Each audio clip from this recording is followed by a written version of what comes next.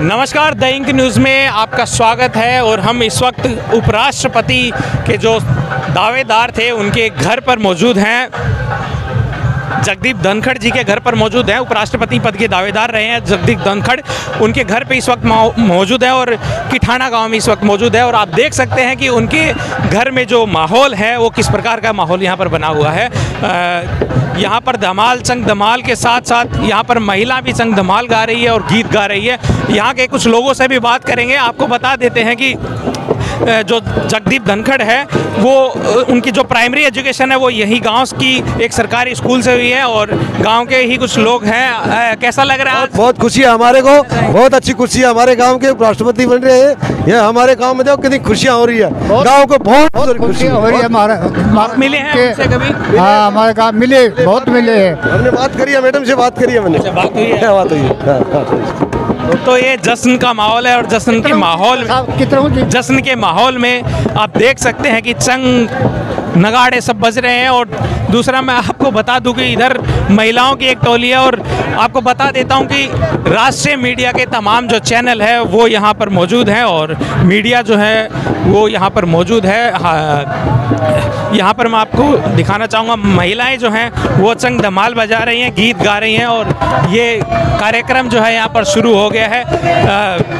इन्हीं से महिलाओं से उनसे जानते हैं कैसा लग रहा है मैडम? बहुत अच्छा लग रहा है, बहुत जोरदार। बस 5-10 मिनट में वो रिजल्ट आ जाए फिर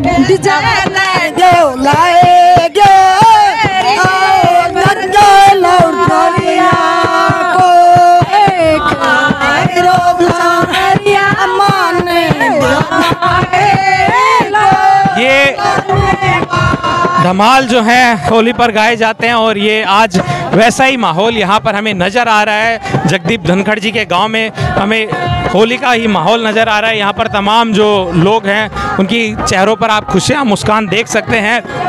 तमाम राष्ट्रीय मीडिया यहाँ पर मौजूद है और जश्न का जो माहौल आप देख रहे हैं इसके पीछे का जो राज वो यही है कि जो जगदीप धनखड़ हैं वो उपराष्ट्रपति पद के दावेदार थे और उनकी जीत जो है वो निश्चित है ही। तो इसी की खुशी में उनके घर पर जो आप देख पा रहे हैं उनको सजाया गया है। बाहर डीजे की लाइनें लगी हुई हैं और तमाम जो लोग यहाँ पर इकट्ठा हैं उनके जश्न में यहाँ पर शामिल हो रहे हैं। एक बार कौन बोलेंगे क्या? इधर आ जाओ, पीछे ले लो, थोड़ा सा पीछे हो जाओ।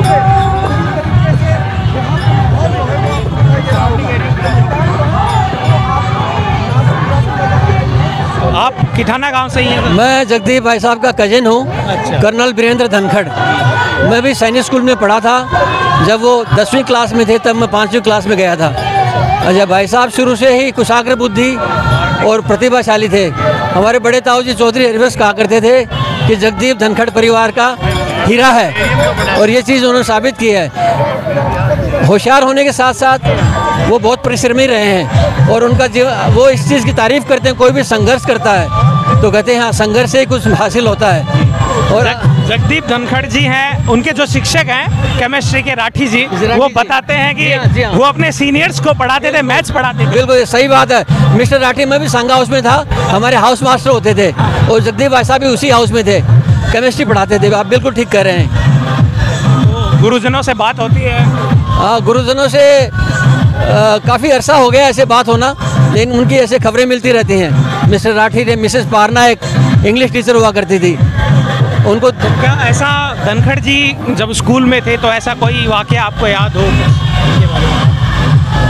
देखिए, वो खुद तो लगन से पढ़ते ही थे, खेलों में भी रुचि रखते थे ऑलराउंड डेवलपमेंट के लिए और हर एक्टिविटी। हॉकी के प्लेयर, वॉलीबॉल और हॉकी के प्लेयर, फुटबॉल और हॉकी के प्लेयर, फुटबॉल, हॉकी, बास्केटबॉल सभी खेल खेलते थे। क्रिकेट इतना पॉपुलर नहीं था लेकिन संडे को हॉस्टल में वो भी खेल लेते थे और हर चीज़ में एक्टिविटी में बढ़ चढ़ कर हिस्सा लेना। ड्रामेटिक्स हो, बेशक एलोकेशन कॉन्टेस्ट, डिबेट, ऐसे राइटिंग, हर चीज़ में वो अव्वल रहते थे। ऐसे राइटिंग में भी उनकी हैंड राइटिंग का बताया जा रहा है कि हैंड राइटिंग बहुत अच्छी। मेरे को वो कोटेशन लिख के दिया करते थे। जब मैं 5th क्लास में था तो इंग्लिश कोटेशन लिख के दिया करते थे। उन्हीं की सीख से मैंने भी मेहनत किया और मैं भी अपनी कक्षा में फर्स्ट आता था। उन्होंने स्कूल टॉप किया, स्कूल के कैप्टन बने, वो स्कूल परफेक्ट बने। उसके बाद राजस्थान यूनिवर्सिटी में आकर उन्होंने महाराजाज कॉलेज से BSc ऑनर्स फिजिक्स में किया और उसके बाद में उन्होंने इस दौरान जब स्कूल से NDA में वो सिलेक्ट हो गए थे नेशनल डिफेंस एकेडमी, लेकिन उन्होंने ज्वाइन नहीं किया। वो आंखों की रोशनी की वजह से शायद उनको वो देखिए कोई तो माइनर कारण हो जाता है, लेकिन वो वास्तव में उनकी कुछ पहुंच की ऊंची थी और IPS में भी वो सिलेक्ट हो गए थे। IPS भी उन्होंने ज्वाइन नहीं किया BSc के बाद, फिर उन्होंने लॉ किया LLB और बहुत ही ख्याति प्राप्त वकील टिपडेवाल जी के साथ उन्होंने अपना वकालत का दौर शुरू किया राजस्थान हाई कोर्ट से। फिर जैसे आपको विदित है वो सुप्रीम कोर्ट के सीनियर लॉयर, और इस बीच में उन्होंने आपका शुभ नाम सर? मैं कर्नल वीरेंद्र धनखड़ उनका कजिन हूँ। तो आप इनके जो भाई हैं धनखड़ जी के, वो आपके साथ में क्लासमेट रहे हैं? विजयपाल और मैं क्लासमेट साथ पढ़े हुए हैं और इनके परिवार से मैं बचपन से ही जुड़ा हुआ हूँ। तो धनखड़ जी से कभी बात हुई? धनखड़ जी से मेरी काफ़ी बार मुलाकात होती है, वे बाहर होते हैं तो भी हमारी जो जैसे बधाई संदेश वगैरह हैं वो जाते रहते हैं, यहाँ आते तो भी मिलते हैं, हमें बहुत अच्छी तरह से जानते हैं। एक छोटे भाई की तरह से हमें वो इतना स्नेह और आदर दे रहे हैं जिसकी हम कल्पना नहीं कर सकते। हमारे गांव के लिए, हमारे लिए वो एक आदर्श पुरुष है। मैं मान रहा हूँ डिस्ट्रिक्ट राजस्थान ऑल इंडिया में राजस्थान के दूसरे वो कैंडिडेट हैं जो उपराष्ट्रपति पद के लिए, नरसिम्हा राव के बाद में वही दूसरे कैंडिडेट है जो उपराष्ट्रपति पद के लिए चुने गए हैं। हाँ, बहुत फास्ट हैं। और जब वो जयपुर में बार एसोसिएशन के सुप्रीम थे तब भी हम वहाँ जाते थे। आप भी यही गांव से हैं? यस, हाँ, यहीं से। कैसा लग रहा है? बहुत खुशी की बात है ये गांव और देश के, बहुत खुशी की बात है ये गांव के लिए और देश के लिए कि हमारे गांव से किसान के बेटे उपराष्ट्रपति पद उम्मीदवार तक गए हैं। आप मिले हैं क्या? मिले हैं, काफ़ी टाइम मिले हैं, 2-3 बार। I am so proud and happy feel, good feel. और मैं ये आशा करता हूँ कि जैसे मेरा नाम मोहम्मद हनीफ है, मैं इसी गांव का निवासी हूँ, एजुकेशन डिपार्टमेंट से जुड़ा हुआ हूँ। धनखड़ साहब मेरे बिग ब्रदर, मेरे आदर्श हैं और उनके जो छोटे भाई विजयपाल हैं वो मेरे क्लासमेट भी रहे हुए हैं। अच्छा, आप उनके जो भाई हैं वो क्लासमेट रहे हुए हैं, तो हम बचपन से ही उपराष्ट्रपति जगदीप धनखड़ के कज़न हमारे साथ में यशपाल धनखड़ जी हैं। आप उनके साथ में काफ़ी करीब रहे हैं, तो कुछ उनकी बातें जानना चाहेंगे सर? जी बिल्कुल, मैं 1988 से 4-5 साल तो उनके करीब पास रहा था। उसके बाद में परिवार के रूप में मिलता जुलता रहा और उनके साथ समीप्य के रहा, तो हमने ये सीखा था कि अनुशासन के अलावा कुछ नहीं। लापरवाही वो पहले भी बर्दाश्त नहीं करते थे और आज भी नहीं करते हैं। और आज के दिन जो उच्च पद पर पहुँचे हैं, ये किसान का बेटा खेतों से निकलकर सैनिक स्कूल से होते हुए, सैनिक स्कूल में भी उन्होंने अपनी मेहनत से, वहाँ पर इंग्लिश में उनके आर्टिकल आते थे जिनको इंग्लिश में 1 साल के पीरियड में उन्होंने इंग्लिश के आर्टिकल लिखने शुरू कर दिए थे। फिर उन्होंने NDA का क्लियर किया था और उनमें, लेकिन उनकी आँखों की नज़र थोड़ी कमज़ोर होने की वजह से उन्होंने ज्वाइन नहीं किया। तो आप क्या कभी उनसे डांट वगैरह आप खाने का किस्सा बता रहे हैं? बिल्कुल, जब भी हमसे गलतियाँ होती थी तो पहले डर लगने जाता कि पता है अपनी लापरवाही पर बिल्कुल करेंगे। फिर बच्चों से बहुत प्यार था।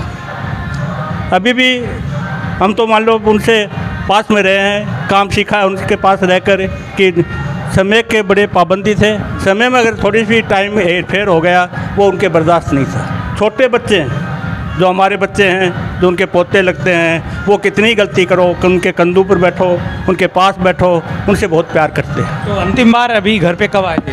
अंतिम में 16 फरवरी को परिवार में शादी थी, उस शादी को अटेंड करने आए थे। तो दिल्ली में आप जब ड्राइविंग आपने गलत की थी क्या? दिल्ली वाला किस्सा? हाँ, दिल्ली में ये था कि मेरे को स्कूटर वगैरह चलाना नहीं आता था। उन्होंने कहा भाई यशपाल तेरे को चलाना नहीं आता है? मैं नहीं। बोल बैठ, चाबी ले, बैठ जा। मैडम ने कहा इसको आता ही नहीं है। बोले नहीं, बैठने दे, अपना आप सीखेगा। और मैंने चलाया, आगे जो गमला था बड़ा सा उससे जाकर टकराया। वो ठीक है, गिरा है, 2 बार गिरेगा, 3 बार सीख जाएगा। मैं 3 दिन के अंदर स्कूटर चलानी गाड़ी, फिर मारुति जिप्सी मैंने चलानी सीख ली थी। तो ये हमारे साथ में जगदीप धनखड़ जी के कज़न हैं और बाहर जश्न का माहौल चल ही रहा है। और इसी के साथ हम आपको यहाँ से इनके घर से ही जगदीप धनखड़ के गांव से, उनके घर से हम आपको ये तस्वीरें दिखा रहे हैं। जश्न का माहौल आपने देखा ही है और उनके जो परिजन हैं उनके किस्से बता रहे हैं कि किस प्रकार जगदीप धनखड़ हैं वो समय के पाबंदी थे और जो जिस काम के लिए वो लग जाते थे वो उसे पूरा करके ही मानते थे। और आज जो सर्वोच्च पद पर आसन है वो उसी का ये नतीजा जो है, उनका नतीजा है कि उनकी जो मेहनत थी और उनका जो एक टारगेट था उस पर पूरा फोकस किया करते थे और उसी से आज ये अचीवमेंट हासिल किया, जिससे पूरे गांव में ही खुशी नहीं है, पूरे राजस्थान भर में खुशियां मनाई जा रही है। किसान का बेटा एक गाँव से निकल करके उपराष्ट्रपति पद के लिए चुना गया है। कैमरामैन प्रदीप के साथ मैं Deepak Dahiya, the Ink News, Kithana.